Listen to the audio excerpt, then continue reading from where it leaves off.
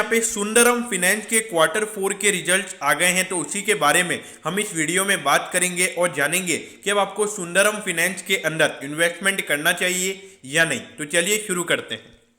तो देखिए, सबसे पहले अगर हम बात करें तो यहाँ पे अभी भी रेवेन्यू कंपनी का गिर रहा है। पिछले क्वार्टर के कंपैरिजन में 4% का डिक्लाइन हमको कंपनी के टोटल रेवेन्यू में देखने को मिला है।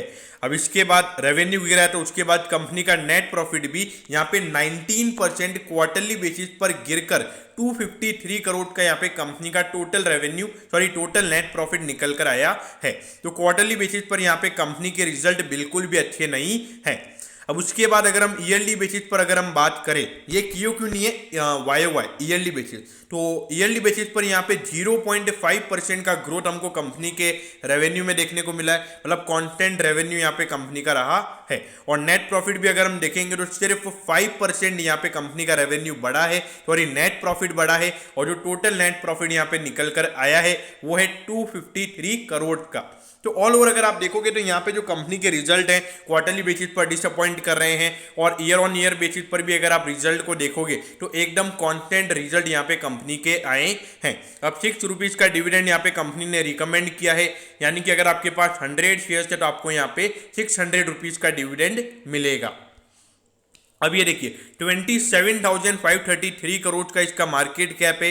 इंडस्ट्री के वैल्यूएशन से आपको लगेगा कि ये शेयर सस्ता है, लेकिन जो रिजल्ट यहाँ पे कंपनी के आए हैं उससे कंपनी का अर्निंग पर शेयर कम होगा, और वैल्यूएशन जो प्राइस टू अर्निंग रेशियो है वो यहाँ पर और बढ़ता हुआ नजर आएगा। अब देखिए, सुंदरम फाइनेंस की अगर हम बात करेंगे तो लगातार यहाँ पे रेवेन्यूज गिरते हुए नजर आ रहे हैं। देखिए 2019 में जिस तरीके से कंपनी का रेवेन्यू गिरा था, ऑल्दो उसके बाद यहाँ पे फिर से कंपनी का रेवेन्यू बढ़ गया, लेकिन प्रॉफिटेबिलिटी कंपनी की नहीं बढ़ी। तो यहाँ पर इश्यूज चल रहे हैं कंपनी के अंदर, और देखा जाए जिस तरीके से रेवेन्यू कम हो रहा है तो यहाँ पे ये एफआईआईज के लिए बिल्कुल भी इंटरेस्टिंग एनबीएफसी फॉर्म नहीं नजर आती है। तो इसीलिए मेरे ख्याल से सुंदरम फाइनेंस एक मतलब जब तक ये एक अच्छा परफॉर्मेंस इनकी तरफ से नहीं आता है, मतलब मार्केट के एक्सपेक्टेशन से ज़्यादा रिजल्ट जब तक नहीं आते हैं, तब तक मेरे ख्याल से यहाँ पर हाई हम बात करते हैं जिस तरीके से जो हाई एक्सपेक्टेशन होती है रिटर्न्स की, वो यहाँ पर एक्सपेक्ट नहीं करनी चाहिए।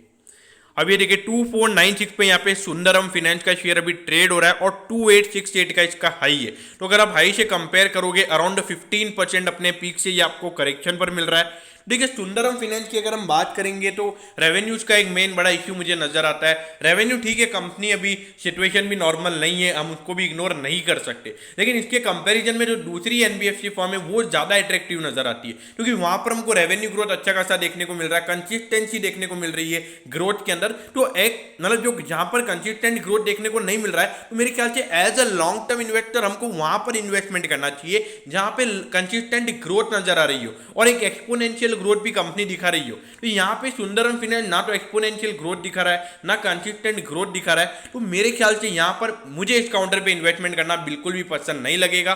मतलब मेरे ख्याल से मैं बिल्कुल भी इन्वेस्टमेंट नहीं करूंगा, और मेरी आपको भी ऐसी एडवाइस होगी कि आप भी इन्वेस्टमेंट ना करें ऐसे स्टॉक में। लेकिन ये मेरी पर्सनल एडवाइस है, आपको अपने फाइनेंशियल एडवाइजर की एडवाइस लिए बिना काम नहीं करना है। तो दोस्तों, मैं होप करता हूं कि आपको सुंदरम फाइनेंस के Q4 के रिजल्ट्स के बारे में सब कुछ पता चल गया होगा। अगर आपकी कोई भी क्वेरीज है तो आप कमेंट कीजिए, मैं जरूर आपके कमेंट पर रिप्लाई करूंगा। ओके दोस्तों, thank you, have a nice day.